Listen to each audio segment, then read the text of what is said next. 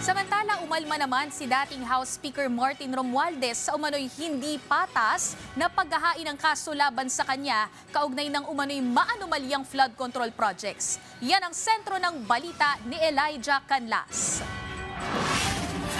Kwinestyon ni former House Speaker Ferdinand Martin Romualdez ang patuloy na paggamit ng Office of the Ombudsman sa mga testigong discredited na umano at kasalukuyang nahaharap sa mga kasong cyber libel at perjury. Sa isang pahayag ng dating leader ng Kamara sa media, hiling lang umano niya ang pantay na hustisya kasabay ng pagdududa kung maituturing pa bang makatarungan ang investigasyon lalo't kung ang mga pangunahing pahayag laban sa kanya ay mula sa mga individual na nauna ng pinalagan at kinasuhan ng gobyerno. Ang mga tinutukoy na testigo ni Romualdez ay ang 18 ex-bodyguards ng fugitive former lawmaker na si Zaldico at ang kanilang abogado na si Attorney Levito Balicod. Ayon sa Department of Justice, formal nang naisampa ang mga criminal complaints para sa perjury at cyber libel laban sa nasabing grupo sa 4 na regional trial courts sa Metro Manila.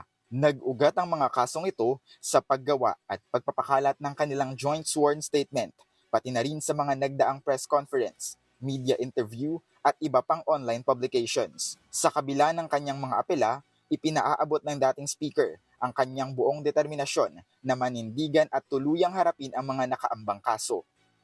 Samantala, inamin ni Assistant Ombudsman Attorney Miko Clavano na talaga umanong may mga issue sa kredibilidad ang joint affidavit ng mga ex-bodyguards dahil imposibleng magkaroon ng pare-parehong detalye ang 12 individual sa kanilang pagtestigo. Dahilan kaya't hindi umano ito papasa sa kanilang initial evaluation. Dagdag pa ni Clavano, inaasahan na ang pagsusumite ng counter affidavits ng mga sangkot sa lalong madaling panahon at ipagkakatiwala na umano niya sa mga panel of prosecutors ang pagsusuri sa mga akusasyon at depensa para desisyonan kung dapat bang dumiretso sa hukuman ang kaso. Elijah Canlas para sa Bayan.